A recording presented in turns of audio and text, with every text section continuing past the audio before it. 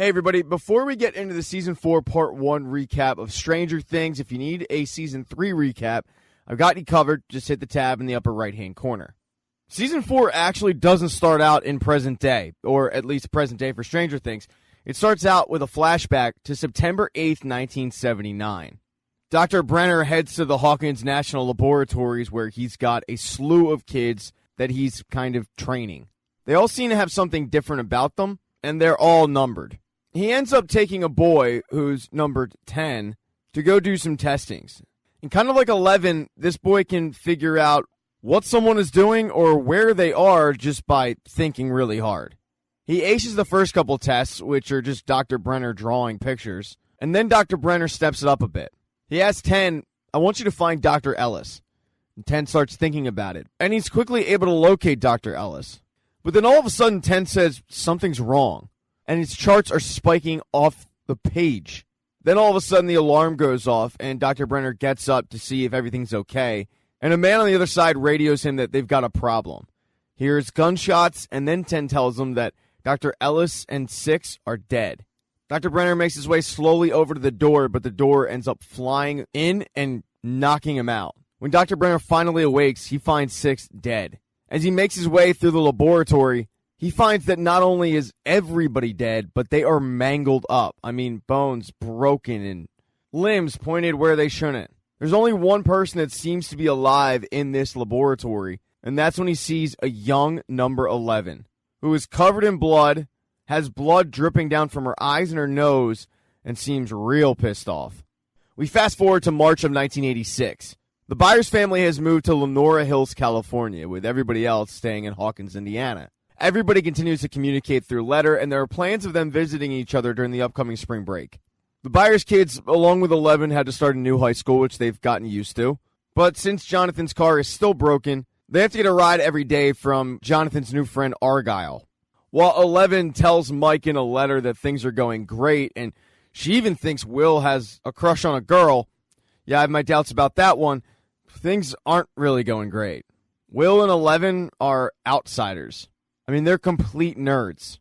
11 tries, but she's just weird. 11 and Will are in the same history class, and they're supposed to do a project on a historical figure. Will chose Alan Turing.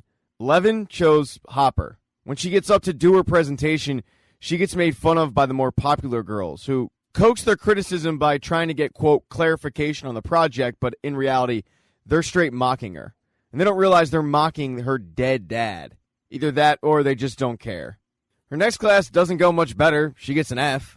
And as she's walking to her third class of the day, that popular girl who made fun of her ends up knocking into her, and 11 drops her diorama.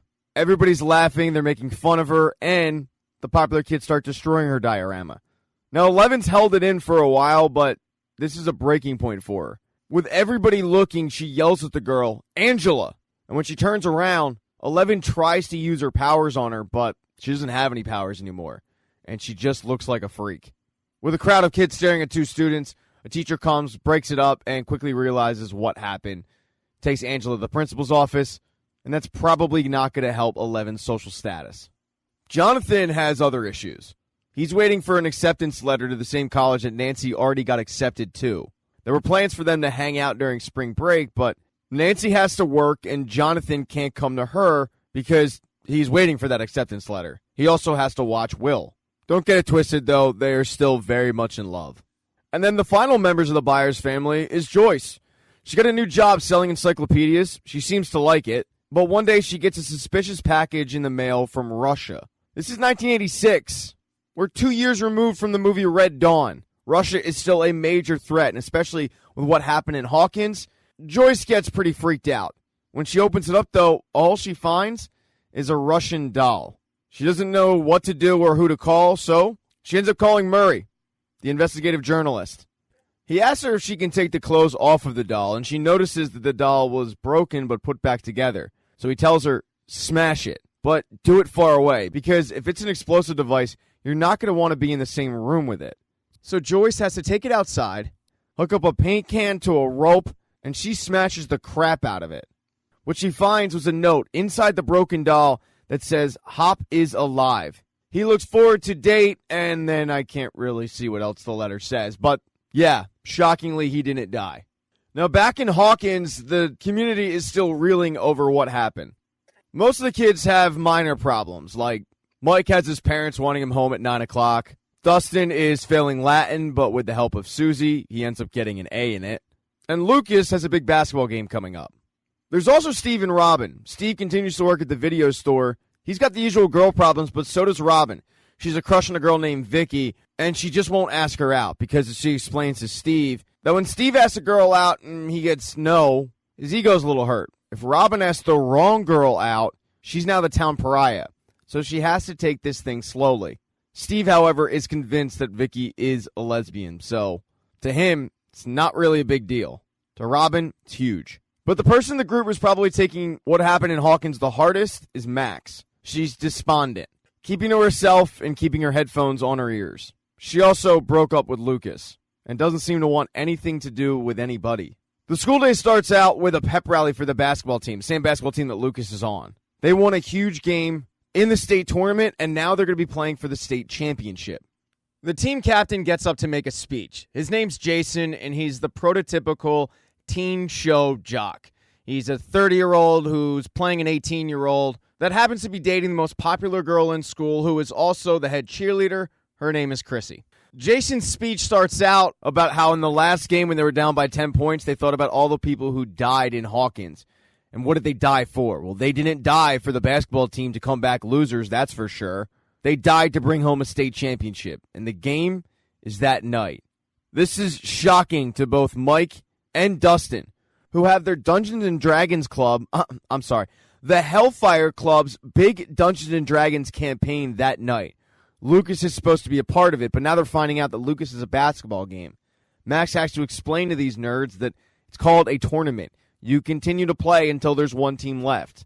After the pep rally, they talk to Lucas about just skipping the game because he's just been a bench warmer all season. But Lucas explains to him it's the championship game. He can't skip it. What they can do is ask the club's leader, a kid named Eddie, to just move the campaign to any other day. Unfortunately for Lucas, neither Mike or Dustin get the severity of the situation. Lucas does try to explain that if he gets in good with these guys, he'll be in the popular crowd, which means that Dustin and Mike will also be in the popular crowd, but that doesn't seem to be something Mike or Dustin really want. But Lucas explains to him it's something that he wants, because he's tired of being bullied. He realized that in his freshman year of high school, he doesn't have to spend the next 3 years being a nerd. If he can avoid that, he's going to. If he skips the championship game, all of that is out the window. So he begs them to talk to Eddie about moving Hellfire. They agree to talk to Eddie, but it's not going to be easy. They head to lunch where Eddie is holding court with the rest of the Hellfire Club. Eddie is the rebel of the school. He's been held back twice, and he's a senior who hates jocks, hates conformity, and yet doesn't even realize the irony of the fact that he himself is in uniform because all of the Hellfire kids are wearing the same exact t-shirt. Dustin and Mike gently bring up to him moving the campaign that night for Lucas, saying that they can't finish it without him. And Eddie gets up and gives them a speech about how he found them, so they need to get up and find a replacement. Now. They look all over the place, but they come up short. And Dustin has one idea, and that's that they're just looking in the wrong place. So after school, Dustin and Mike head off. One of the people that they did ask was Max, but as I said, she's despondent. She has to go meet with the school's guidance counselor, and as she's walking there, she sees Chrissy walking out looking really upset. Max walks in, and one of the reasons she's there is her grades have taken a hit, which is unusual for her. It's understandable, though, after what happened with Billy. Her stepdad is now gone, and her mother is working 2 jobs. They had to move out of the house that they were living in, and now they live in a trailer. Her mom also has a drinking problem. The school guidance counselor knows all of this. She also knows that Max is dealing with nightmares, and even though Max says she's sleeping fine, she's not. When Max leaves the guidance counselor's office, she runs into Lucas, but she doesn't want to talk to him. Lucas offers her a ticket to the basketball game, but she doesn't want to go. He ends up pissing off Max, and he says, it's just like, you're not even here anymore. Like, you're a ghost. She ends up giving him the, look, people change speech. A speech that I've heard from every girl that's ever broken up with me, which is a long list. She rushes into the bathroom to clean up, but she overhears somebody throwing up, and it's Chrissy. She asks if Chrissy's okay, and Chrissy tells her, just get out of here. Max leaves, but to Chrissy, somebody is still in the bathroom. Chrissy overhears her mom say, "Are you ready to try on the dress again?" And then all of a sudden, the lights start flickering, the stall door starts rattling quite a bit, and she looks down and sees feet below the stall that are not human. Yet she's still hearing her mother's voice yell at her. Chrissy is left in the fetal position near the toilet, yelling for whatever it is outside to go away. And then all of a sudden, it stops. She walks out, and it's as if it never happened. Chrissy needs to do something about this. She needs to take the edge off. She needs drugs.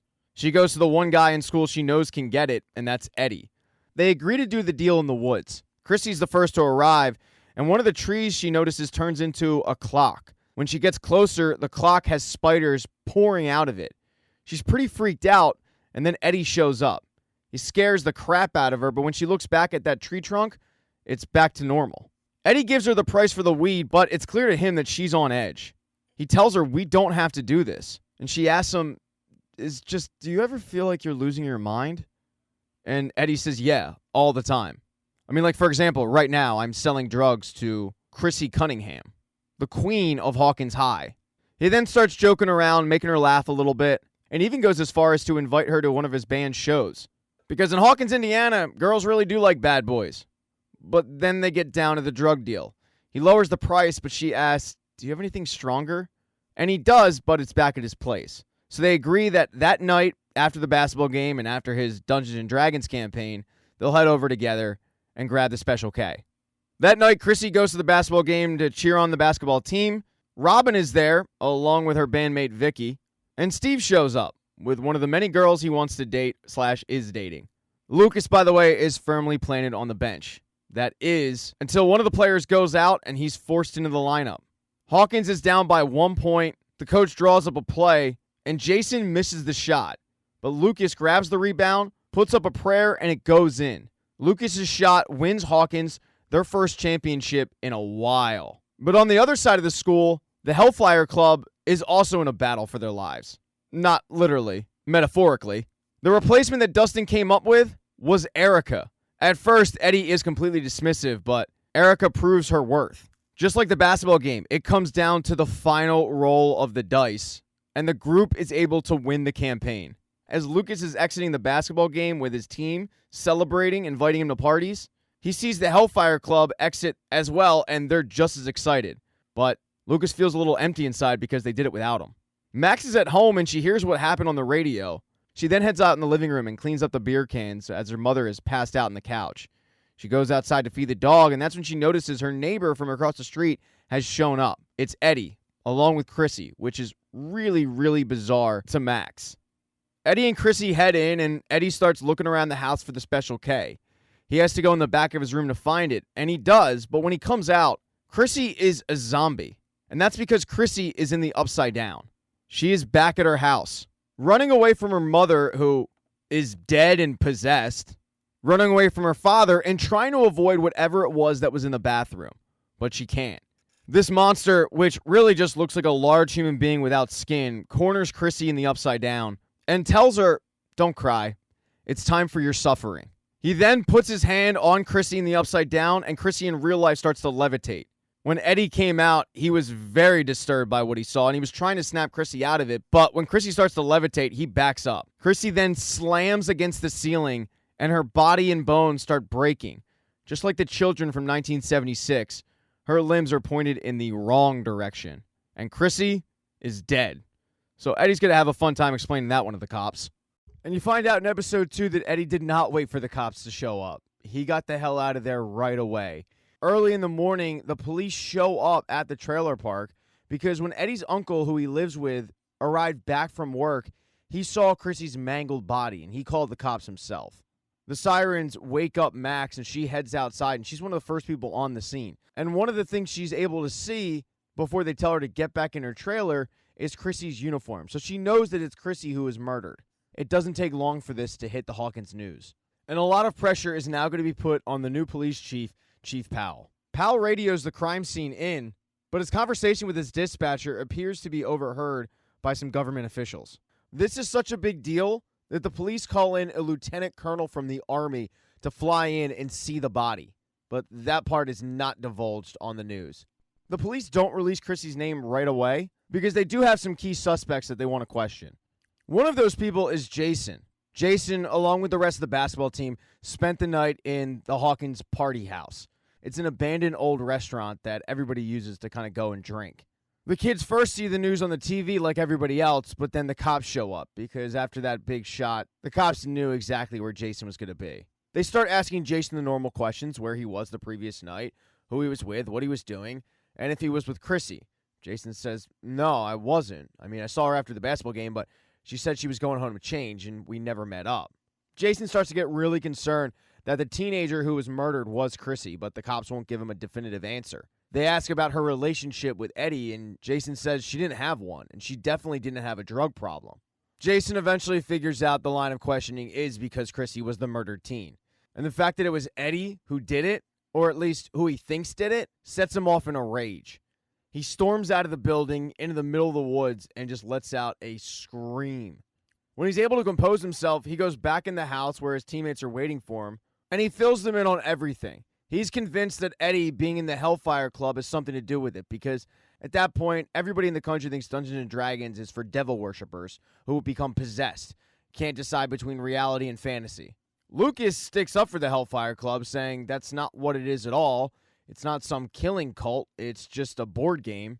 And when one of his teammates questions him on how he knows so much about Hellfire, Lucas doesn't admit that he's in it, he just says that it's his sister. She's a total nerd, she plays all the time.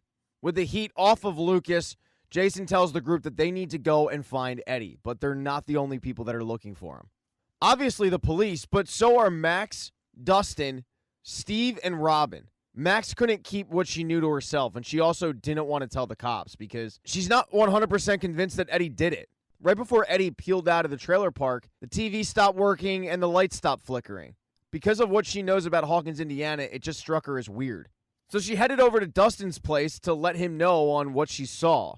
After a slight argument about whether or not Eddie could have possibly done it, they realized they need help. So they headed over to the video store where Robin and Steve work.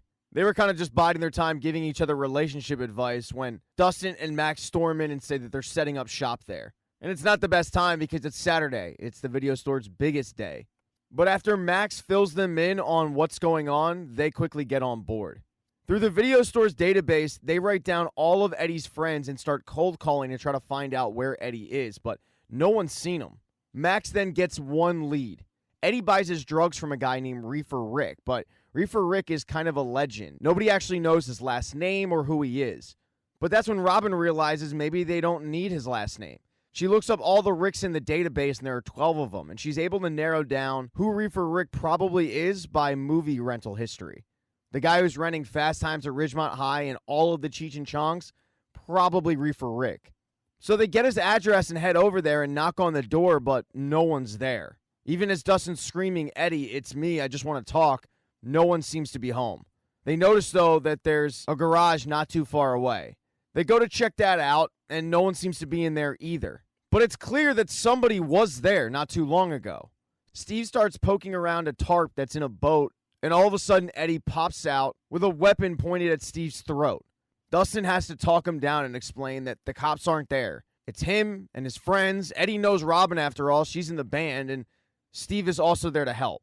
But as Eddie stands down, he is still very, very much on edge.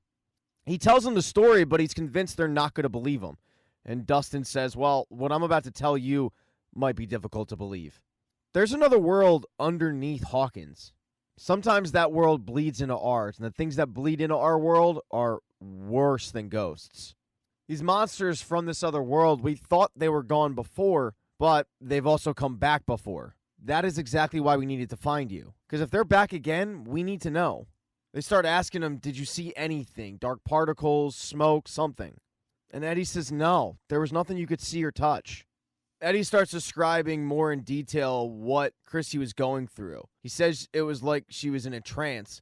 And Dustin says, or she was like under a spell. Eddie says, a curse. And Dustin responds with Vecna's curse.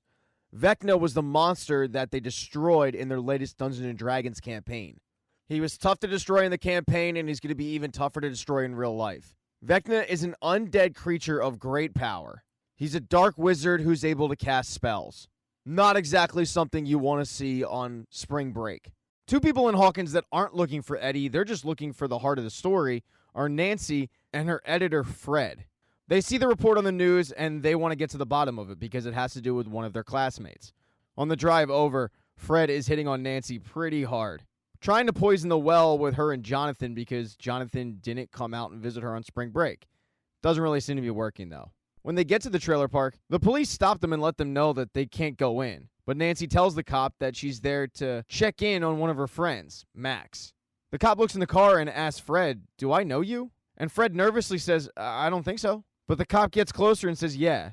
No, actually, I do know you. You killed that kid last year. That ugly scar on your face, it's from that crash." And the light scar on Fred's face starts busting open, becoming way more visible. And the cop becomes way more demonic. Fred gets pretty freaked out, but when he snaps out of it, the cop is normal. He also ends up letting both Nancy and Fred go and, quote, check up on their friend, when in reality, they just go door to door asking neighbors what they know, and no one will really talk to them. Nancy then notices there's one person they haven't talked to, Eddie's uncle. Nancy takes the lead, letting Fred just kind of hang back. Eddie's uncle is pretty hesitant to talk to Nancy because he figures that she, like the rest of the community, is just going to be convinced that Eddie killed Chrissy. But when Nancy insults the editor of the Hawkins Post, Chuck, who she used to work with, it gets Eddie's uncle to open up a little bit. Eddie's uncle tells Nancy that Eddie didn't do it. It's just not in his nature, no matter what anyone says. The man who did this was pure evil. Nancy says, "You think you know who did this?" And he says, "Yeah, Victor Creel." Victor Creel was a local who lost his mind way back in the day. He killed his whole family, and he took their eyes out, which fits the description of what's gone down with Chrissy. Because what happened with Chrissy fits the description of what happened with Victor Creel's family, Eddie's uncle thinks that Victor broke out. Victor's currently in an insane asylum, and he has no way of knowing this, but it can't be a coincidence in his opinion. Nancy then looks up and notices that Fred is gone, because Fred has been summoned by something into the woods, where he finds a clock tower laying on its back. It looks like the same exact clock tower that Chrissy saw. Fred starts staring at it, but when he turns around, there's a bunch of dead monsters looking at him, and one little girl who just starts pointing at him, yelling, "Murderer, murderer, murderer," over and over. Fred ends up running out of the woods to get away from it. He finds his way onto the road, but he's not actually on the road. He's in the upside down. And what he sees on the road in the upside down is the car crash that the police officer was talking about. The car crash where he killed a kid. All of a sudden, Fred ends up falling into a grave where he's approached by Vecna. And Vecna tells him, "I want you to join me." He then grabs Fred's face, just like he did with Chrissy. And in the real world, Fred, on the middle of this road, starts levitating up, his body breaking just like Chrissy, and then he falls to the ground dead. While all of this is going on, Nancy is trying to find him in the trailer park to no luck. After killing Fred, in the upside down, Vecna heads to pretty much where he lives. It appears to be this dark, old house. Now, one person that has no idea what's going on is Mike. He actually made it out west to go visit 11 for spring break. He meets 11 at the airport, who's with Jonathan, Argyle, and Will. 11 is so relieved to see Mike. Will had brought a painting that he was working on to the airport, and Mike does ask, "Hey, what's that?" But when Will tells him it's a painting and Mike doesn't ask to see it, on the way out, Will ends up crumpling it up. This is as 11 is telling Mike about all the plans that she has and all the friends that she is going to introduce him to. Friends that she doesn't actually have. One of which is Angela, the girl who bullied her. The group heads off to the local skating rink, but Mike wasn't the only one on that plane, because so was Murray. He showed up to help Joyce out with her dilemma. Argyle and Jonathan drop Will, Mike, and 11 off at the skate rink with plans on picking them up in a few hours. Unfortunately for Will, he's a straight third wheel. He also doesn't like the fact that 11 is lying to Mike. When Mike goes to get socks, he asks her, "Why are you lying?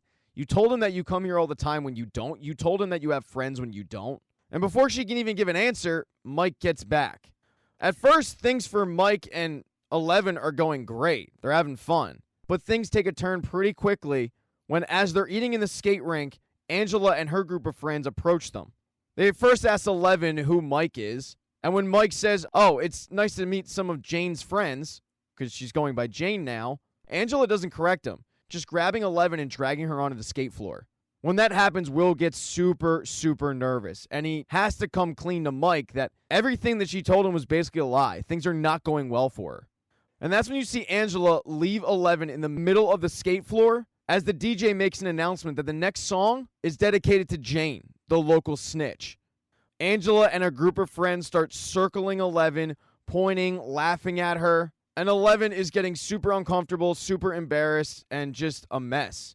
Mike goes to the DJ to try to stop it, and he's able to, but when the song stops, somebody throws a chocolate shake all over 11, and she storms out of there and goes to hide.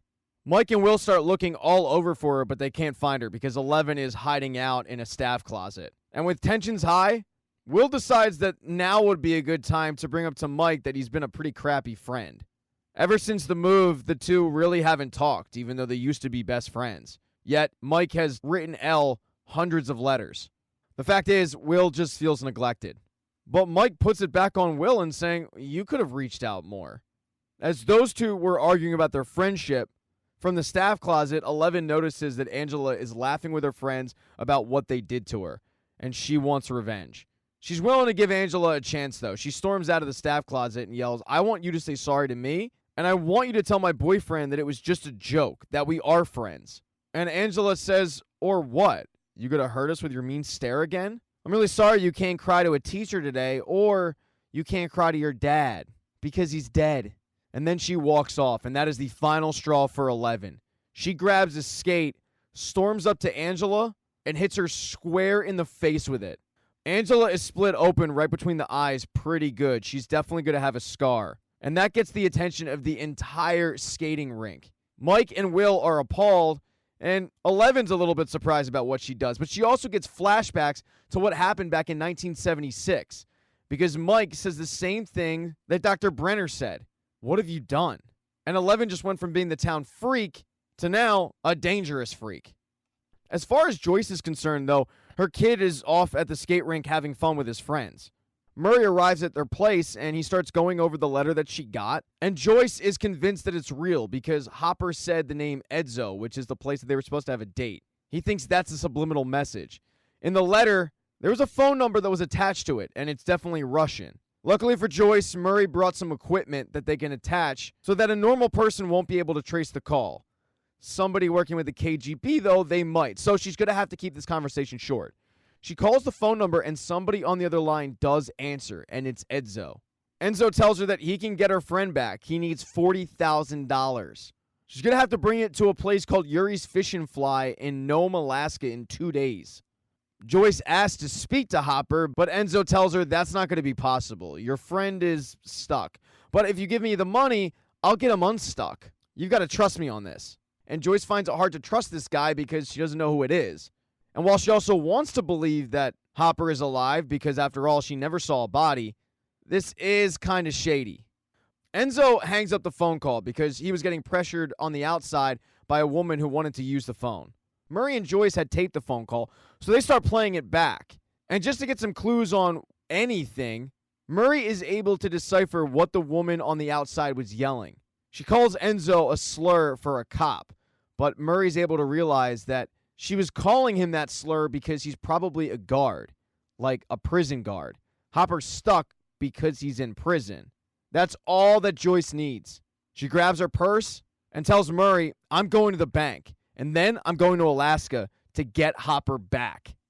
In episode 3, Joyce goes to the bank to get the money, but when she returns, she has to act like it's business as usual with the kids. The kids get home from the roller skating rink, and it's pretty awkward because, 11 just took a size 11 to some girl's face. They don't bring it up to Joyce, though, or Murray for that matter. And they're surprised to see Murray, but Murray made risotto, so let's party. Joyce tells the family that she has to head to Alaska for work. The Britannicas are up there. While she's away, Jonathan will be in charge, which is an interesting choice because Jonathan is baked out of his mind. Eventually, they do end up bringing up what happened at the roller skating rink, but they don't bring up the fact that it was 11 who did it. And 11 gets so uncomfortable with the conversation, but also Mike's reaction to it, that she just gets up and leaves the dinner table. The next day, Joyce and Murray head off on a plane to Alaska to try to get Hopper back. And Hopper has gotten word from Enzo that he was able to get in contact with Joyce. Hopper is a prisoner in Kamchatka, Russia, where he's building a railroad for the motherland. Enzo tells him that Joyce is showing up in 2 days. This is going to be a win-win because he's going to be smuggled back to the States and Enzo's going to end up being rich. But part of this is going to be on Hopper. He has to find a way on that plane. Enzo's not really going to help him with that. Problem is, Hopper is chained up. So he comes up with the idea of getting help from a fellow prisoner. He bribes him with food, and he has the prisoner smash his ankle up. It's a pretty painful process, but it's going to allow Hopper to get the one leg shackle off. From there, he can hopefully hitch the ride with the smuggler. Back in Lenora, though, things aren't going great for Hopper's daughter. 11 is made to feel like a monster for what she did to Angela. And the next day, at breakfast, she still isn't coming down. It prompts Mike to go up there and see how she's doing. And Mike can't figure out why 11 wasn't just honest with him and tell him that she was having a hard time. After all, Mike's always been a nerd. He's always been made fun of. But 11 points out, no, you have no idea what I'm going through. This is different. I don't belong. They also get into a conversation about their relationship because 11 feels like Mike is kind of over her. He stopped using the big L word, love. Mike thinks she's just being ridiculous and overreacting to the whole thing. But then they hear a commotion downstairs. And that's because the police have shown up with a warrant looking for Jane Hopper. After what she pulled at the skating rink, she's going to have to answer for her crime. In front of all of the neighbors, she gets escorted out in cuffs. She's driven down to the police station and questioned about what she did. And she's brutally honest with the cops. She owns up to it. And when they ask her, did you want to kill Angela? She just says, I don't know. 11 shows absolutely no remorse for what she did. She's processed and eventually sent to a juvenile detention center. When the cops took her away, Mike, Will, and Jonathan were right behind her. They tried to see her, but they were told by the woman at the precinct that only a parent or guardian is allowed to see a minor, so there wasn't a lot they could do. As they're leaving, they actually saw her being taken away to the juvenile detention center. But on her way there, her transport is stopped by 3 cars, and a woman gets out, flashes a government badge, and tells the officers, we'll take her from here. And when she gets out of the transport, Dr. Owens is waiting for her. After Russia invaded America without his knowing, Dr. Owens was fired. He was perfectly content living out his life in Utah when Lieutenant Colonel Sullivan shows up. Sullivan was the guy from the military that the police called in to take a look at Chrissy's mangled body. Sullivan shows Dr. Owens the pictures of Chrissy and explains what happened and asks if any of this rings a bell, and it doesn't. But what he does tell Colonel Sullivan is that something is going on in Hawkins, Indiana that no one understands. And a military response is not the answer. But Sullivan thinks he does have an answer for it. It's 11. He looks at everything that's happened in Hawkins as pointing back to 11, and not in a good way. He tells Dr. Owens, Brenner trained her for this very thing, remote assassinations. So we need to find her immediately. Even though Dr. Owens knows exactly where 11 is, he plays dumb to Sullivan, telling him that 11 is dead, and even if she was alive, she's not capable of this. But Lieutenant Colonel Owens is not so sure.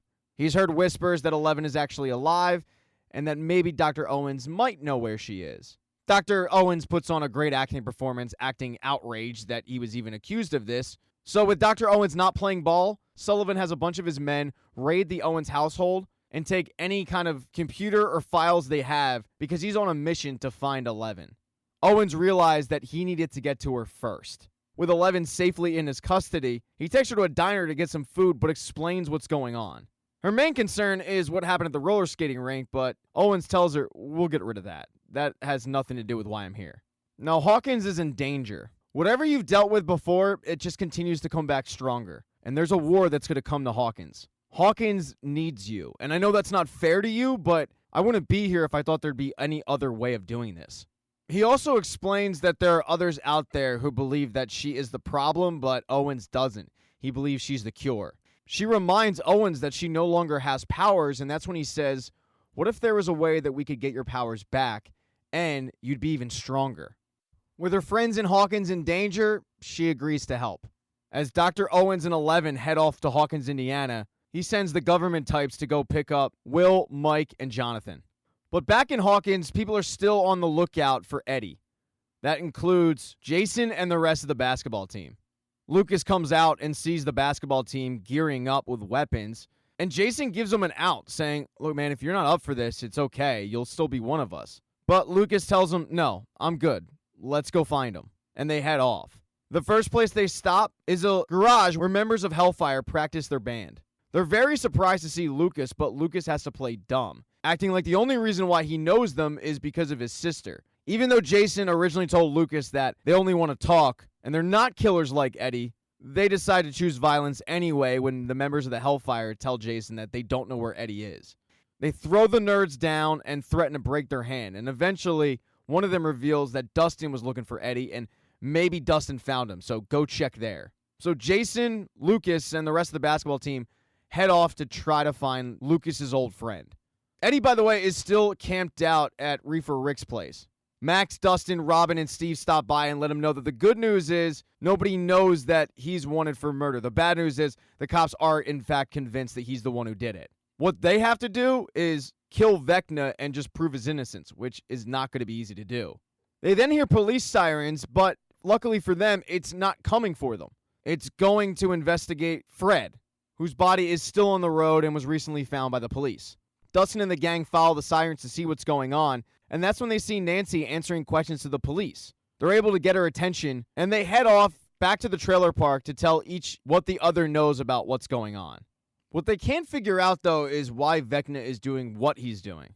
And Nancy points out that Fred and Chrissy really don't make sense. Why them? They couldn't be more opposite.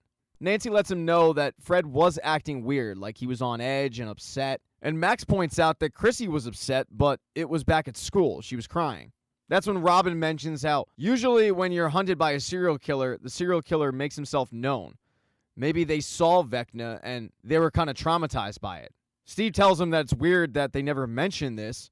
And Max says, well, if you mentioned it to the police, they think you're crazy. But maybe they mentioned it to their shrink.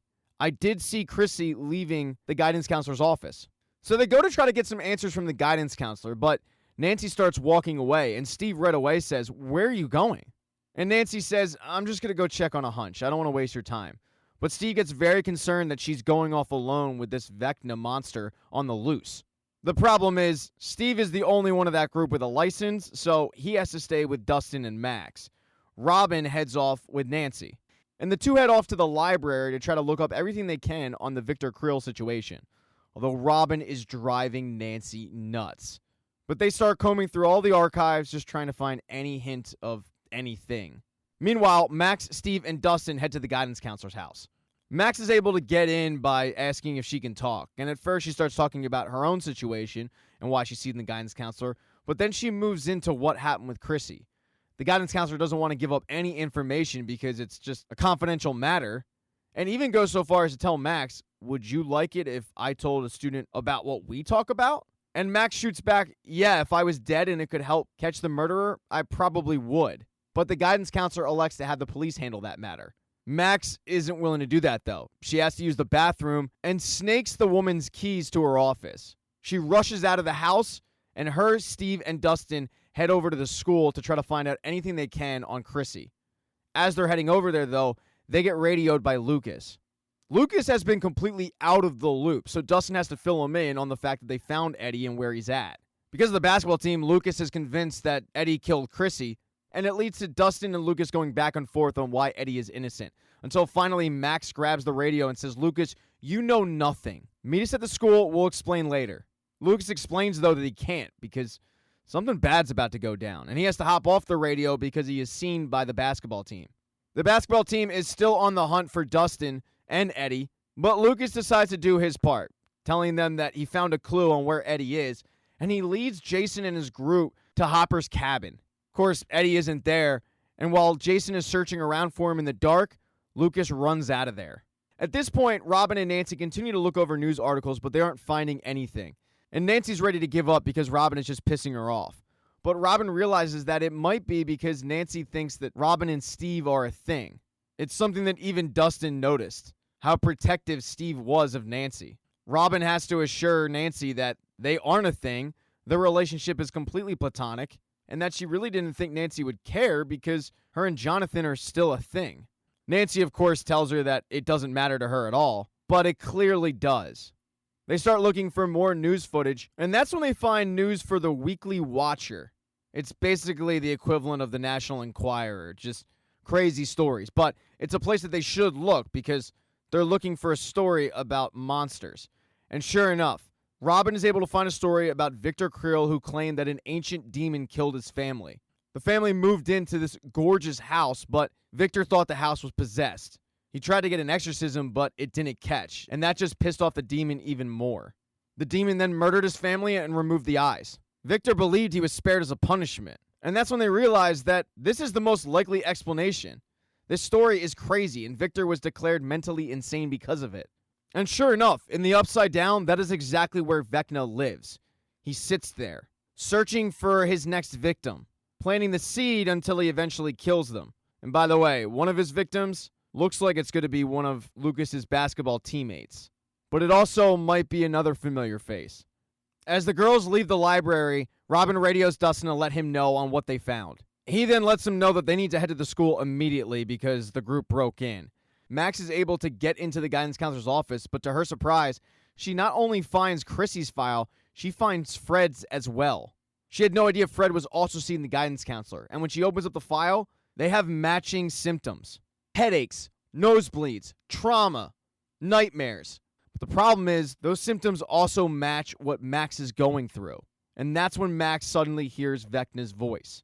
Max suddenly finds herself in the hallway where there is a clock stuffed into the wall. It's the same clock that Chrissy and Fred saw.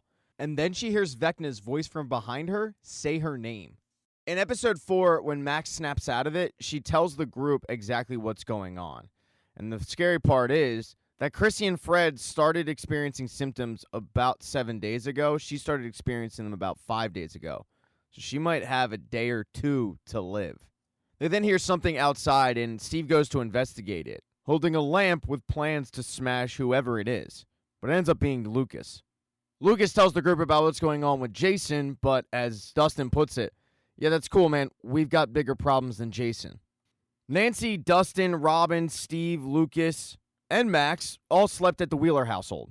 They realize a few things. The first being that 11 did not open up the gate. It's been there for a while. They also realize they need to talk to the one person who survived Vecna, Victor Creel. Finding out why Vecna is doing what it's doing is pointless if they're all dead. So Nancy and Robin forge some fake GPAs as Notre Dame students who want to talk to Victor about a thesis study. They shoot him down pretty quickly, so they decide to meet with the insane asylum director. Figure maybe they can charm him into talking to Victor that way. While this is a great plan, Steve's a little pissed off about the fact that he's not included. He once again has to be a, quote, babysitter. It's a pretty important job, though, as Nancy points out. You've got Max, who might be living her last day. So whether he likes it or not, it's going to be Robin and Nancy going there and pretending to be academic scholars. Nancy and Robin head off, and Steve just heads back down to the basement. It is pretty awkward down there. Max knows that she's the elephant in the room. To kill some time, though, she writes each of them a letter, including letters for her family and even one for Billy. She gives it to him and says that it's just a failsafe in case she ends up dying. But Max also isn't going to spend her last day in a basement. She exits the Wheeler house because she's got places to go, and even though Steve doesn't want to take her to any of those places because it's dangerous, she's threatening to call kidnapping, and he doesn't have a choice. The first stop on the Max Mayfield tour is her trailer. She drops off the letters to her family, but she notices that her mother is outside, and she goes to talk to her. She explains to her mom that she just dropped off some letters with everything that's going on outside with a murderer being on the loose. She just wanted to be better safe than sorry. All this talk actually scares Max's mom a little bit. She feels like something's going on, but Max assures her nothing's going on. She gives her mom a hug, but then her mom turns into Vecna. He tells her that her time is almost at an end, and he scares the crap out of her. When she snaps out of it, her mom is nowhere to be found. When she returns to the car, she is visibly upset, but she doesn't tell the guys what happened, just saying that they need to go to the cemetery.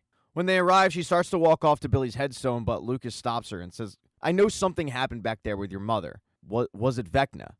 And Max tries to put on this strong face, but Lucas tells her, "You can talk to me." Max tells him, "I know that." And Lucas asks her, "Then why do you keep pushing me away?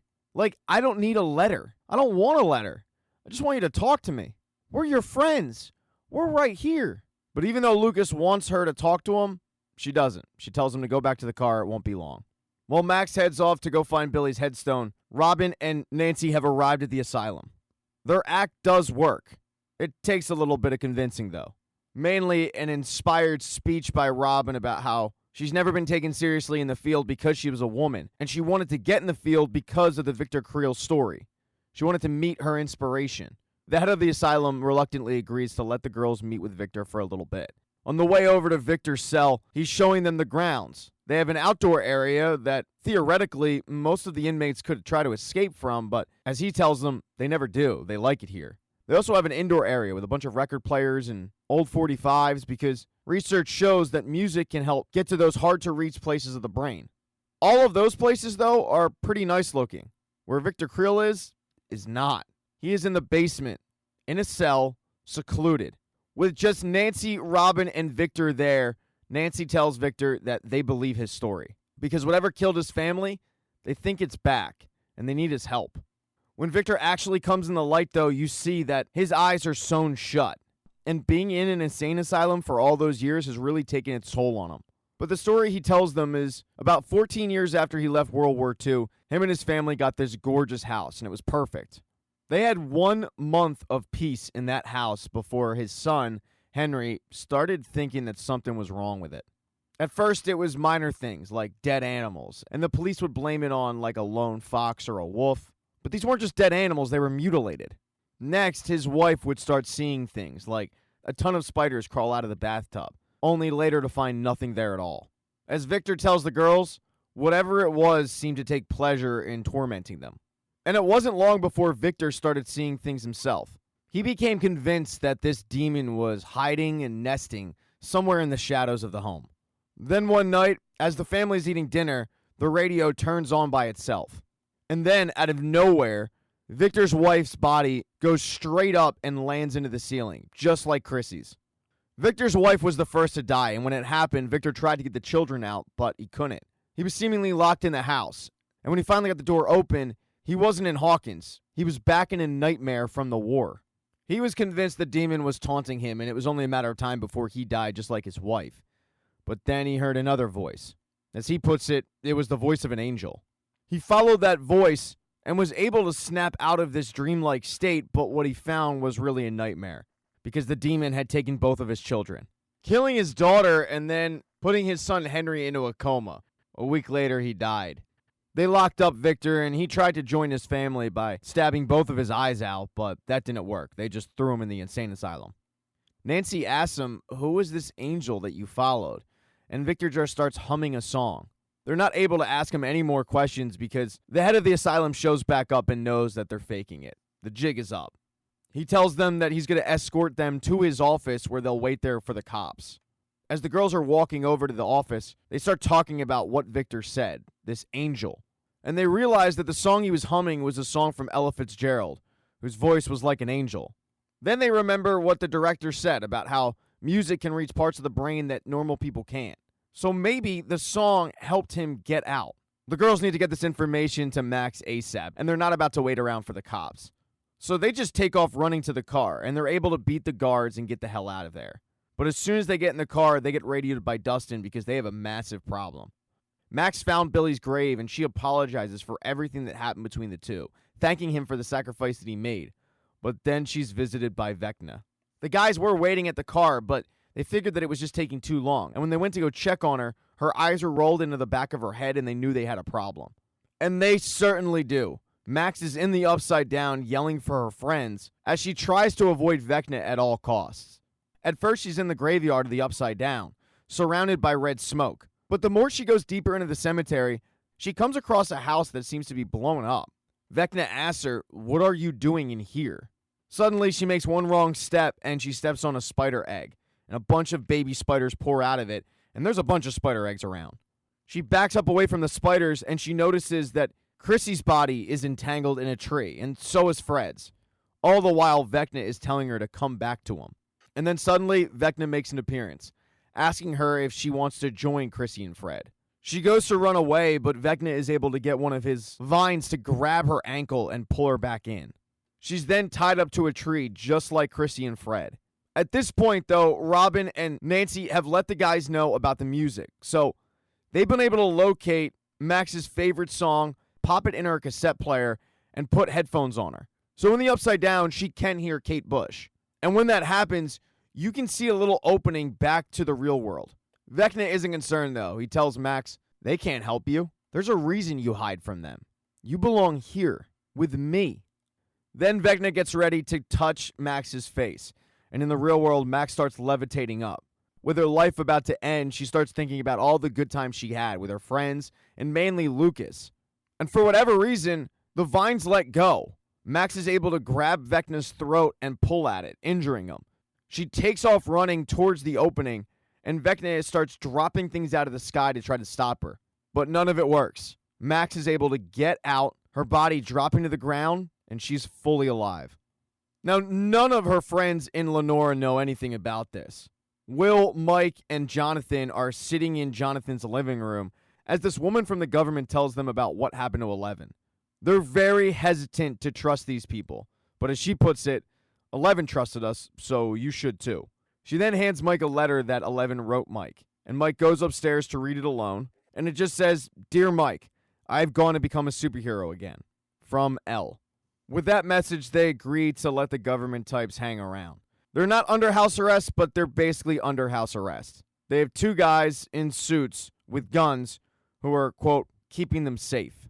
They've also taken the phone off the ringer so nobody can call the house. Anytime you call, it's just busy. Even though there's clearly a danger, Will, Mike, and Jonathan don't want to sit on the sidelines. They have no idea how long this is going to take. Mike's big concern is the fact that the last time he talked to 11, it was after a huge fight. Will assures Mike that he will see her again, and whatever it is he didn't say then, he can say to her. Oh, and Mike and Will end up making good on their relationship as well. Now it's just a matter of getting to Elle.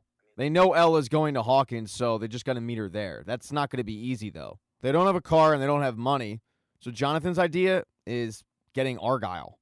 He convinces the government types to order pizza from Argyle's pizza place. As the group waits for Argyle to show up, they start packing up. They then hear the doorbell ring and they think, all right, pizza. But it's not Argyle. It's military. They shoot the guy who answers the door right away. So the kids are down to having one guy with a gun who knows what he's doing to protect them. And he does a pretty good job. He stays calm, taking these soldiers out one by one. But eventually, he's shot as well. The kids end up running him out of the house just in enough time for Argyle to pull up. And they throw him in the back seat and tell Argyle, get out of here now. You got to figure Joan is not going to be too happy about this when she gets back. She was trying to reach the kids, but she was getting that busy signal that they set up. Murray tells her that everything's probably fine because they're there to do something. They're there to get Hopper back, and they cannot miss that window.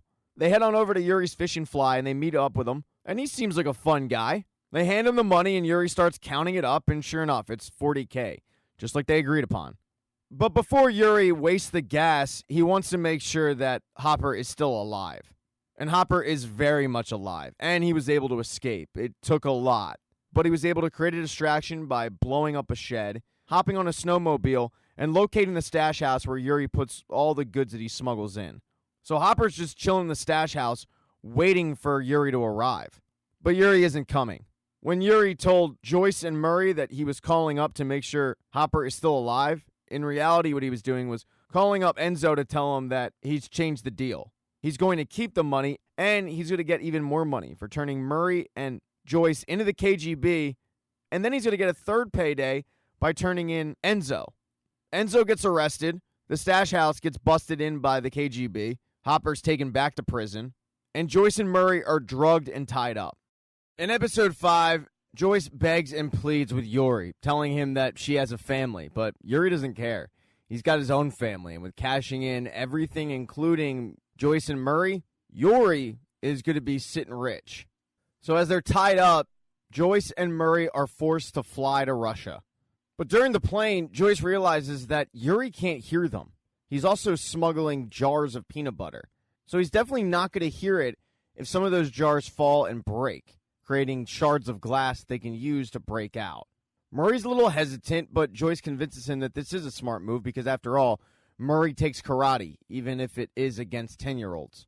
So they do that, breaking a jar and starting to try and break each other free. Joyce is able to get the ropes around her arms cut off, but as she's cutting Murray's, she gets caught by Yuri. Yuri backs Joyce up into a corner, trying to get her to just sit down, but she calls his bluff, saying, "What are you going to do? Shoot me?" And this gives Murray enough time to break out, showing off some of that karate he's known for, and eventually knocking Yuri out. The problem is Yuri's the only one who knows how to fly that plane, so it causes both Murray and Joyce to have to institute a crash landing in the middle of Russia. The guy they're trying to get is not doing well. Hopper. He was taken to a part of the Contracta prison where they're holding that Demigorgon. Although Hopper doesn't know about that yet. He's only really focused on getting revenge against Enzo. Enzo's attitude is, oh, what are you going to do? I mean, that's the risk you take. But that's not the way Hopper sees it. He starts beating on Enzo pretty good. A lot of the prisoners want him to finish Enzo because Enzo is a former prison guard, but it's just not in Hopper's nature. Also, Enzo is the closest thing to a friend Hopper has there. When cooler heads prevail, Enzo starts scheming on a way to get out. He tells one of the guards that he's friends with that everything they're saying about him is lies, and the American can actually make this guy rich. But when it comes time for Hopper to back his side of the story, telling this guard that, yes, I can make you rich, he doesn't do it. Because of the events that have happened, Hopper is downtrodden. He's also had a lot of time to reflect on his actions. He knows that this has put Joyce in danger. He knows that she risked everything to come get him, and he failed. And to Hopper, this is an uncomfortable trend of selfishness. It started off when he decided to have a baby, knowing the dangers because he had worked with Agent Orange in the Vietnam War, and he had seen what it had done to other soldiers who had worked with it. He had a baby anyway, and the baby ended up dying. His wife left him shortly after that, and he was kind of a mess. But then all of a sudden, Elle and Joyce came into his life. He told himself that they needed him, when in reality, he needed them. He now realizes that the minute he sent for Joyce, he sentenced her to death, just like he did with his daughter. Everybody he loves, he hurts. They then hear a large growl, and Enzo tells him, I have heard rumors about a monster being here from America. Back over in Hopper's old town, Hawkins is having the funeral for Chrissy. As that funeral is taking place, though, the same woman who took over Elle from the transport and convinced the Byers boys to trust that Elle was safe has arrived in Hawkins, Indiana, and the first place she stopped was Eddie's trailer. The men that are with her have some sort of equipment, and they're scanning the trailer. There's one part of the trailer that really piques their interest. Eddie's uncle doesn't know it, but it's exactly where Chrissy's body slammed against the ceiling. It's all dark and decayed all of a sudden, and Eddie's uncle thinks that it's nothing more than a leak, but it's more than a leak. And the woman tells Eddie's uncle, pack your things, we're moving you ASAP. But the rest of the town doesn't know about this visitor because, as I said, they're all at the funeral. So is Vecna. Vecna ends up visiting Patrick, the basketball player that is going to be his next victim. In the middle of the service, Patrick starts hearing a grandfather clock, and then he sees it out of the corner of his eye. But all this funeral did was really fire up Jason and the rest of the basketball team. They know that they were double-crossed by Lucas. They've been able to get early pictures from the yearbook, and they see that he is in the Hellfire Club. Their plan for the time being is to find every single member in Hellfire and interrogate them. One of the kids on the basketball team says you should really add Reefer Rick's house to this. He's supposed to be in prison, but somebody spotted him back in his house, and he's Eddie's supplier. Jason adds it to the list, but it's the last place they'll check. And yes, somebody was in Reefer Rick's house, but the people who spotted him had no idea that they didn't spot Rick, they spotted Eddie. And Eddie had to go in the house because he's ran out of food. He radios the group and lets Nancy know that he desperately needs a food drop-off immediately. She tells him they'll get him food ASAP, but she's got a bigger issue because she can't find Max anywhere, and Dustin was supposed to be the one keeping an eye on her. But when they head upstairs, Max is sitting at the Wheeler kitchen table just drawing a picture with Nancy's little sister. Max shows the pictures to Nancy, and it's everything that she saw in the Upside Down. But Nancy recognizes part of it. She starts putting the pieces together, and it's of a house, and she knows exactly where that house is. And it just so happens to be Victor Creel's old house. The group heads over, breaks into the house, and starts looking around for any clues on Vecna. While searching around, Max finds the grandfather clock, the same one that haunts basically every kid that Vecna visits. They can't figure out why Vecna is so interested in clocks. The only guess is from Steve, and that's Vecna was a clockmaker, but that's a terrible guess. They start moving on to search the rest of the house, but as they're doing it, they get radioed by Eddie, although they can't hear it. They forgot the radio downstairs. And Eddie's freaking out because Jason has shown up at Reefer Rick's place. For the time being, Eddie is safe because he's in the boat garage, but he is concerned. Most of the group is on the third floor, though. While searching around, Steve finds a bunch of mason jars in one of the air vents that seems to have dead black widows in it. And then suddenly, he notices that one is on his shoulder. He freaks out, swatting it away, but he also ends up getting a bunch of cobwebs in his hair. He closes the door and tells Nancy, don't go in there. And Nancy starts helping him out, getting all the cobwebs out of his hair. Robin makes a joke, and Steve tells Nancy that it's nice, that it seems like they both are friends, and maybe after all this is done, they can all go and hang out. Her, Jonathan, him, and Robin. But he also makes it crystal clear that him and Robin are nothing more than friends. A little bit down the hall, Lucas and Max are also looking for clues. But Lucas is able to do something he hasn't done in a while. Make Max smile. As she's about to plug her tape back in, she notices that one of the lamps is glowing. And the thing is, the power is out in the house. As soon as she touches it, it goes out. But other lamps around the house start glowing for a few seconds, and then it seems like it just transfers over to another lamp. They get the impression that they're following something, and it's probably Vecna. And they follow it all the way up to an attic, where the light in the attic is glowing bright yellow. They're all in a circle. Their flashlights are as bright as it could possibly be, and on the upside down, Vecna is exactly where they are. But Vecna is searching for something. He's searching for Patrick. Jason, Patrick, and the rest of the basketball team looked all over Reefer Rick's, and they didn't find Eddie. But then Jason noticed the boat garage. Eddie, realizing they were onto him, grabbed the boat and headed into the lake, but he's caught. Jason wasn't going to let Eddie just row away, so he hops into the lake, and Patrick does the same thing. Just as they're about to catch Eddie's boat, Patrick is sucked down below, and then he is lifted up into the sky, and he faces the same death that all the other ones faced. It catches both Eddie and Jason completely off guard. And when Patrick dies, the flashlights back at the Creel place explode.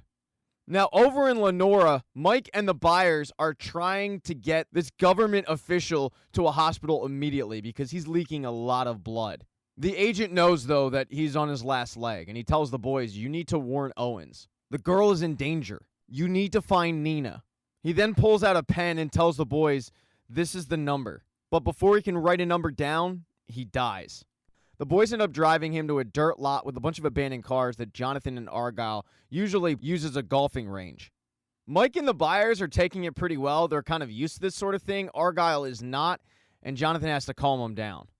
After they bury the body, everybody kind of splits up. Argyle goes to write the guy a tombstone with the pen that he gave him.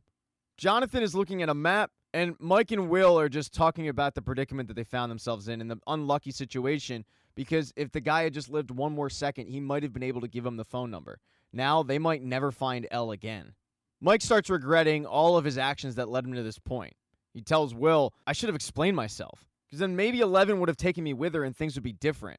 But Will points out that at times, it's hard to open up, to say how you really feel, especially to people that you care about the most. And no, Mike is not picking up on any of these signals that Will is giving him. They then overhear Argyle complaining about the fact that the pen that they were given doesn't work. And what Mike can't figure out is why this guy would give them a pen that didn't work. There's got to be more to it. He grabs the pen from Argyle, opens it up, and there is a hidden phone number in it. They go off, find a payphone, call it up, but nobody answers because that number was to a computer. Mike doesn't know where this computer is or what's its purpose, but they need to find it, which means they need a hacker. And there's only one hacker that Mike knows. She's in Salt Lake City, Utah, and her name is Susie. So the boys get in the van and head off to Salt Lake City. But they do have an issue. The agent they just buried, he was the first one to die, not the second. The first one got shot when he opened the door, but he survived. And Lieutenant Colonel Sanders finds him and tears up the Byers' house looking for any clues of 11. And he finds it with the note that she wrote to Mike. So he tells the agent, if you want to live, you're going to tell me where she is. And where she is virtually in the middle of nowhere. It's an underground lab in Ruth, Nevada. Owens and 11 get a ride to the lab, take an elevator all the way down, and it's an old renovated missile silo. Owens, along with a bunch of other doctors, have gotten together because they believe in the cause. They believe that 11 is the cure. You then find out what the agent was talking about when he said Nina. Nina isn't a woman, it's a deprivation tank. But the fact that Nina isn't an actual person isn't the only surprise, because the main surprise is the fact that Owens has teamed up with Dr. Brenner.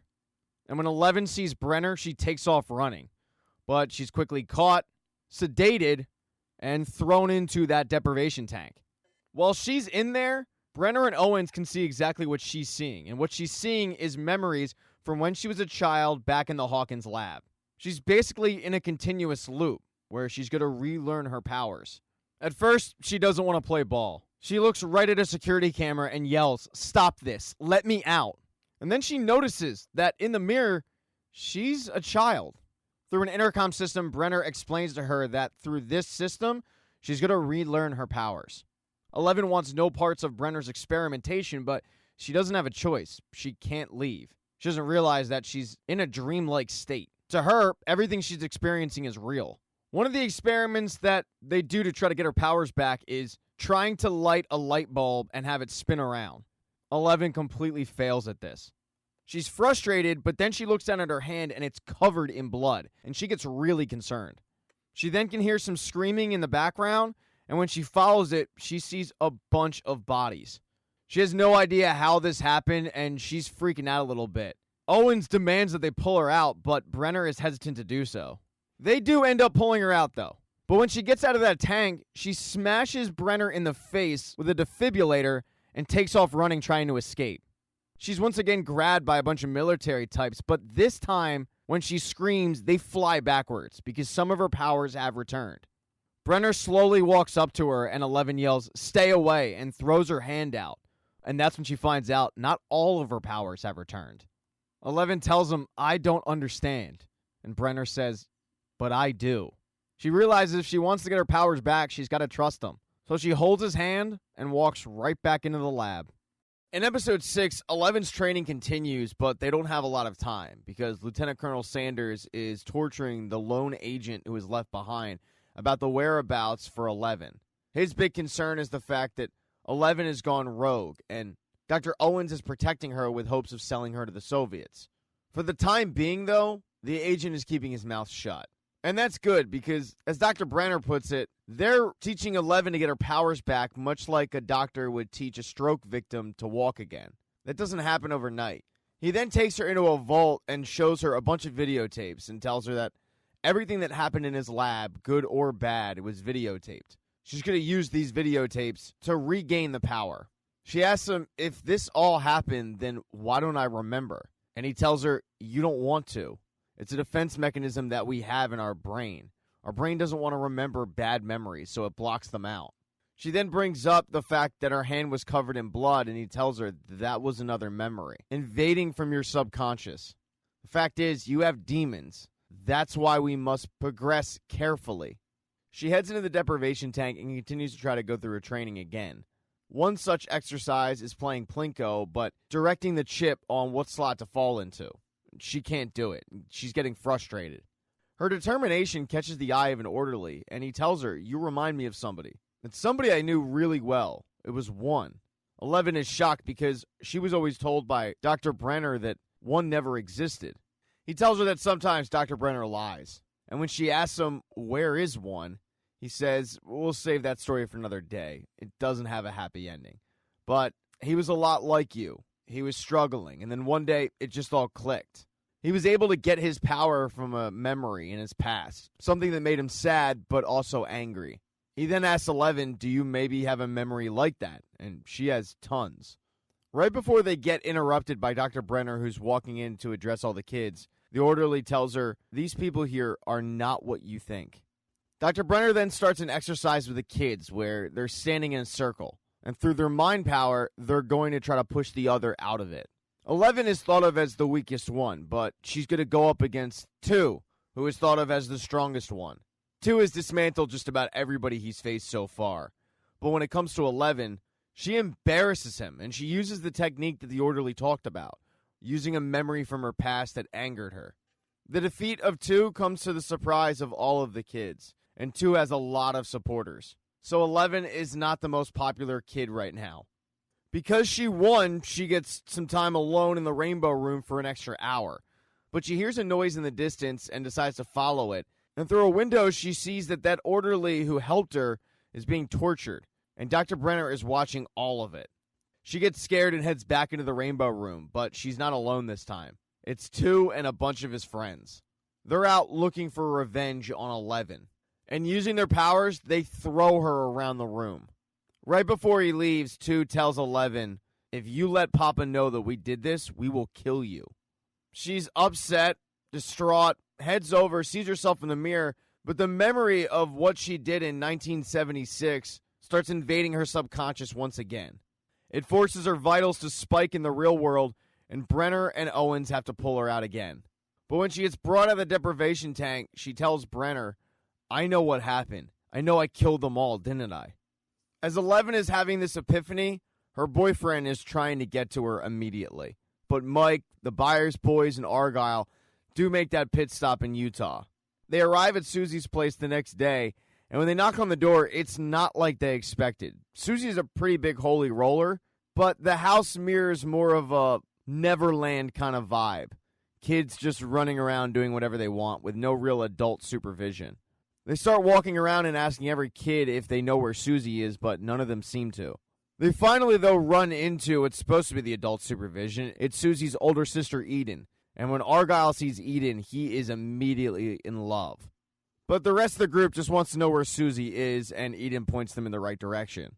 They find her and explain the situation, but unfortunately, she no longer has her computer. After changing Dustin's grades, that guilt really weighed on her, and she had to admit to her father what she did. And as a punishment, he took her computer away, putting it in his office where he basically lives, doing work nonstop.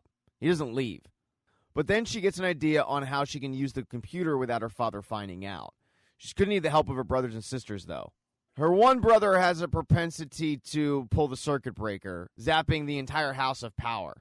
She tells him to do that, and when he does, her father gets so angry that he leaves the room, leaving the computer. Susie and the gang sneak into the room, and when the power is restored, they hop on and they're able to geolocate the location of Nina. Although Susie throws a lot of big words out there, like internet, that the guys do not understand but soon will.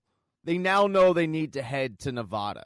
But while they were getting the coordinates, Argyle was nowhere to be found because he snuck away with Eden and got baked in his van. Unfortunately for Argyle, he has to say goodbye and the guys get on their way. But back in their old hometown of Hawkins, the death of Patrick has really rattled Jason. You would think maybe the fact that Jason watched it happen would exonerate Eddie. Far from it, though. Jason blames Eddie even more, thinking that Eddie sold his soul to the devil to gain these powers. He gives a statement to the police, and the police don't really believe him because, it sounds pretty crazy. But 3 teenage deaths, they now need to address the media about it. They not only tell the media about the latest death, but also let everybody know that they have a person of interest, and it's Eddie Munson. Nancy, Robin, Lucas, Max, Dustin, Steve, they see the police chief giving this press conference, and they know that they're in trouble. The police chief ends it by letting the community know that he will be taking questions later that night in a town hall setting.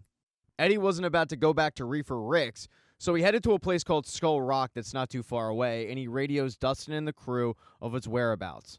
On the way there, the group gets lost, and Dustin and Steve start arguing about where they're supposed to go. Steve figures that he knows exactly where to go. He used to take girls there to make out. Dustin decides to use this crazy thing called a compass. What a nerd. Lucas, though, is depressed. He was friends with Patrick. But he then puts a connection together with Patrick and the rest of Vecna's victims. One day, Patrick came to practice, and he had a black eye. He made an excuse that nobody believed, so it's clear that all of Vecna's victims have trauma, including Max. And then Nancy and Robin also walk together, and Robin hinted to Nancy that maybe she should consider getting back together with Steve. She pussyfoots around the issue, saying she just wants happiness for her friends, and Nancy denies having any feelings for Steve whatsoever, but did notice the fact that Robin considers her a friend. And since they're friends, she decides to rant to Robin about how she is mad at Jonathan for not showing up during break.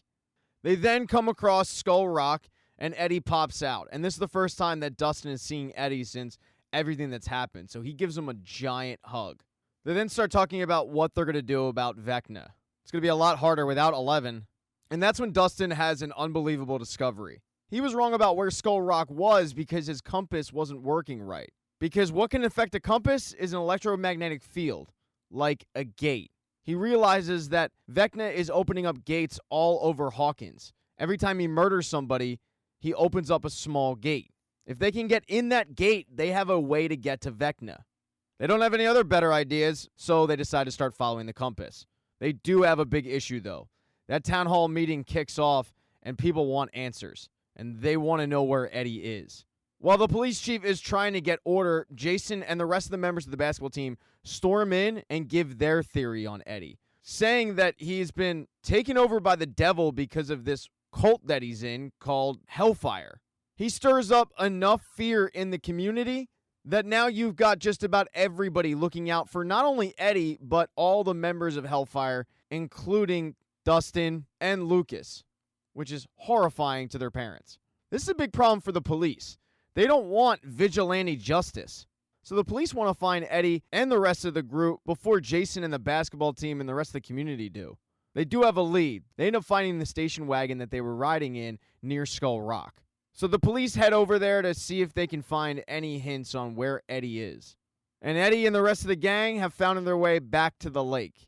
That's where the compass points. Steve, Robin, Nancy, and Eddie get in the boat while Lucas, Max, and Dustin stay on the shore. There's only really one way to go to see if there's a gate, and that's down. So Steve dives into the water, and after about a minute, he finds the gate. But the cops have found them. Just to save the mission, Max ends up getting the police's attention so Steve, Robin, Eddie, and Nancy can continue to try to figure out what's going on with the gate. But as Steve comes up to the surface and is explaining to the group just how big the gate is, he's pulled back under by something, and he's pulled through the gate. He's pulled into the upside down where he is attacked by a bunch of flying monsters, and he's being eaten at. When he was pulled underwater, though, Nancy wasn't about to just let him die. She dove right in after him. And Robin followed suit, and Eddie wasn't going to be the only one left in the boat, so he followed them as well. Not great, probably slightly worse than what's going on in Russia. Yuri, Murray, and Joyce survived the plane crash, and now Murray and Joyce have the upper hand. They tie up Yuri and tell him that if he doesn't help them get Hopper back, they're just going to leave him out there to die.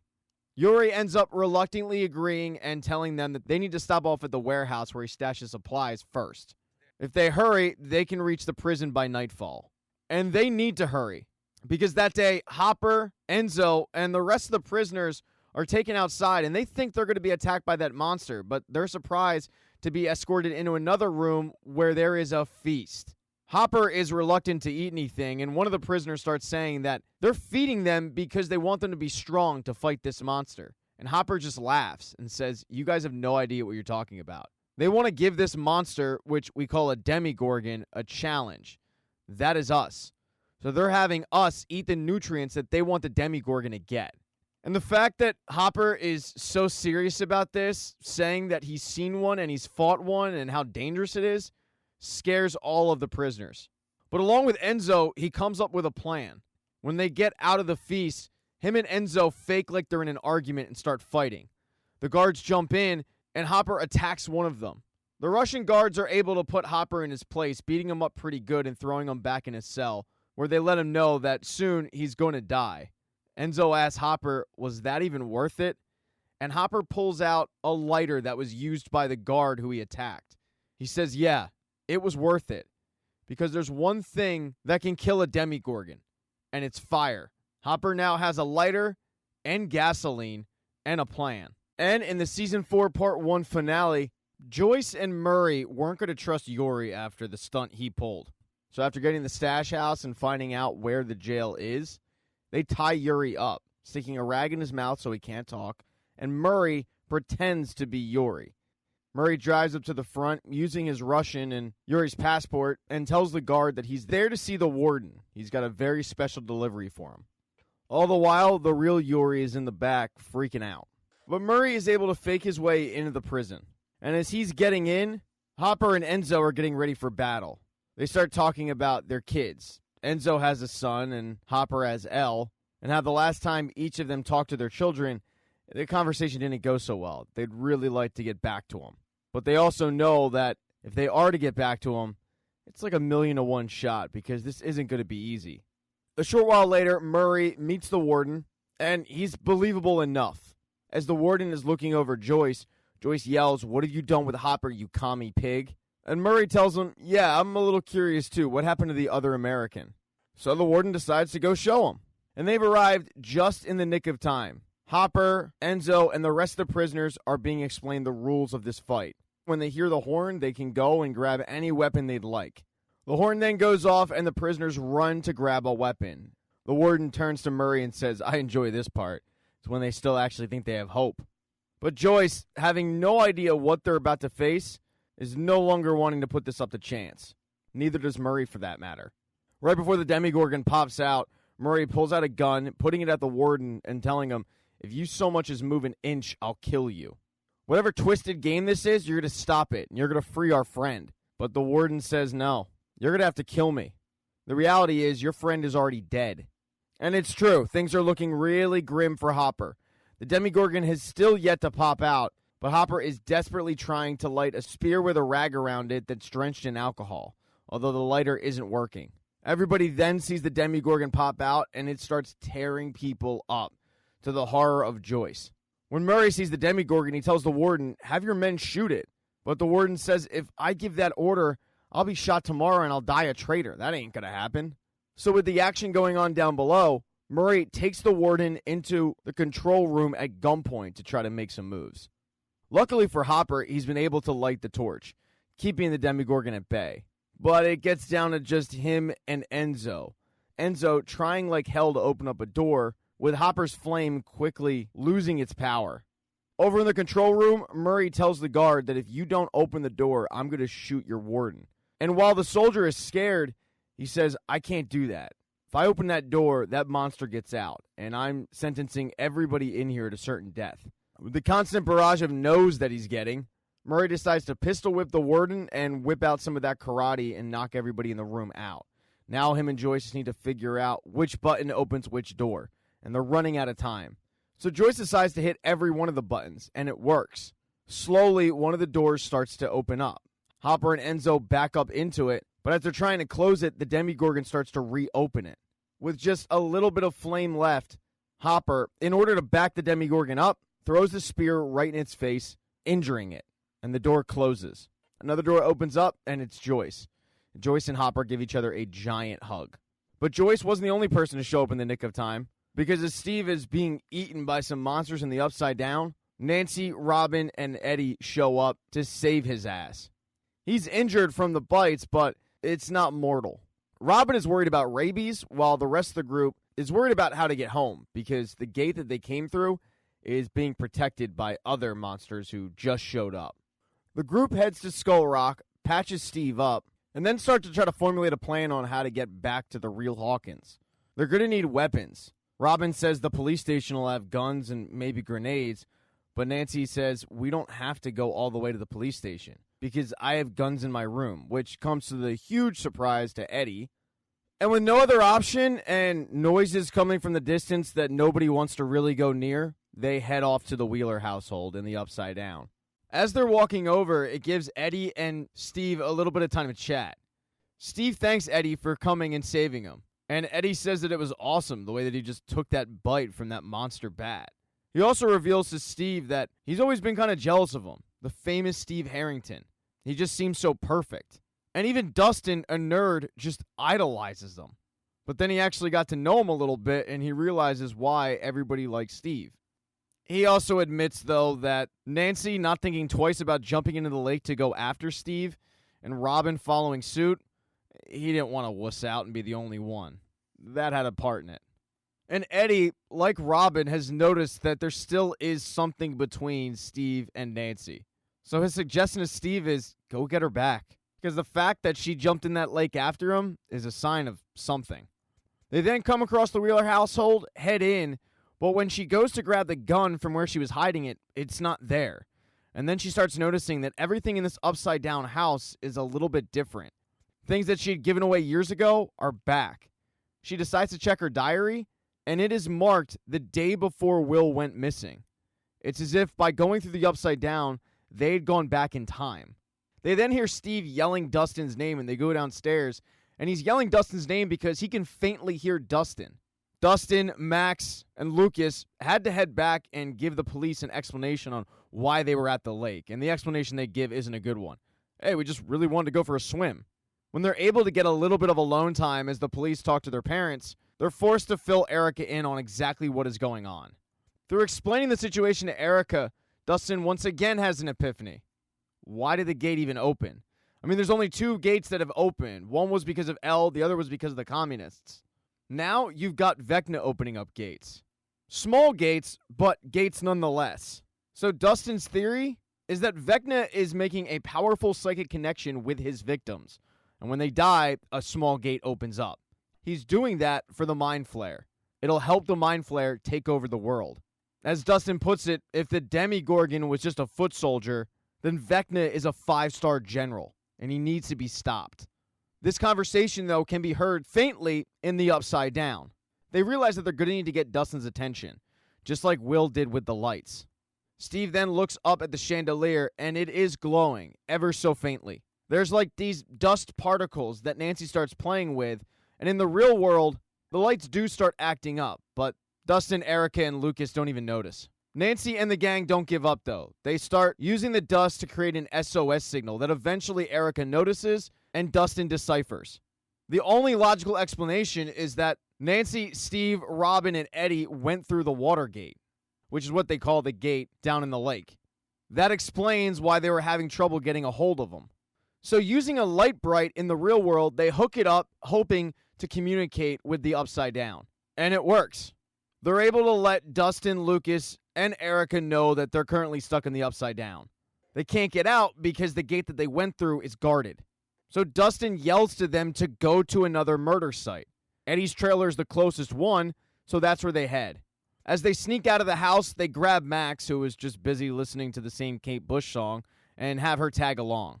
They narrowly get out of there, but they are seen by the police sneaking out, although the police have no idea where they're headed. And they're headed to Eddie's trailer. Nancy and that gang arrive just as Dustin and his gang arrive. And using a broomstick, they're able to bust the gate open. And it's a crazy view, but they see each other upside down in the ceiling. They hook up a bed sheet, throw it through the gate, and start using that to get out. Robin is the first one, and she gets out okay. Eddie's next, and he's fine as well.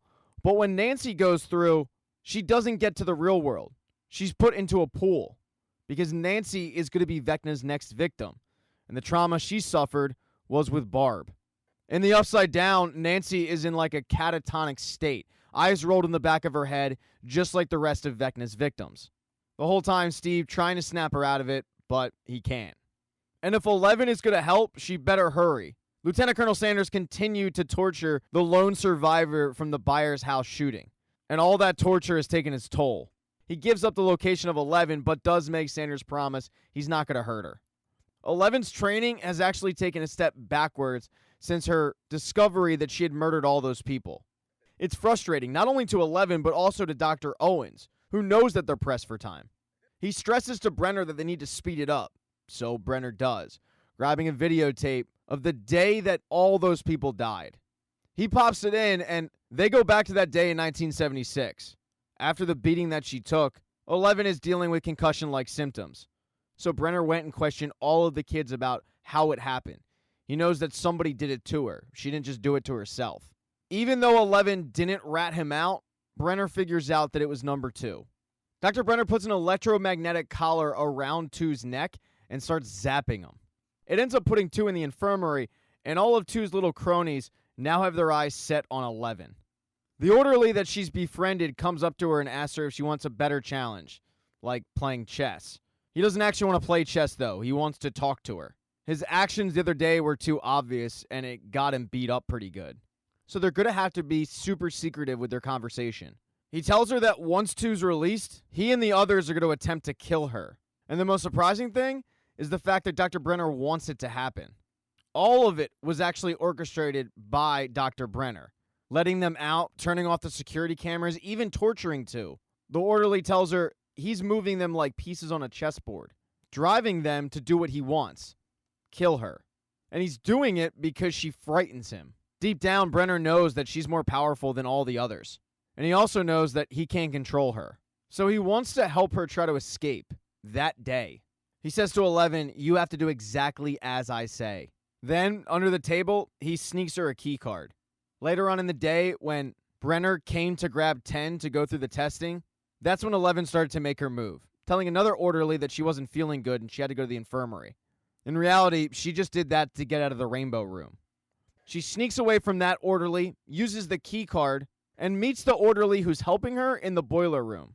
He shows her a small pipe that she can go through to get out.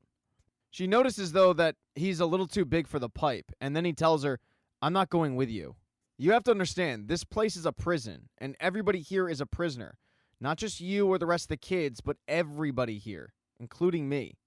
He then shows her what he means by that, and he's got a tracking device buried in his neck. He tells her, Brenner calls it Soteria. It tracks me, it also weakens me, so even if there were another way out, he would find me.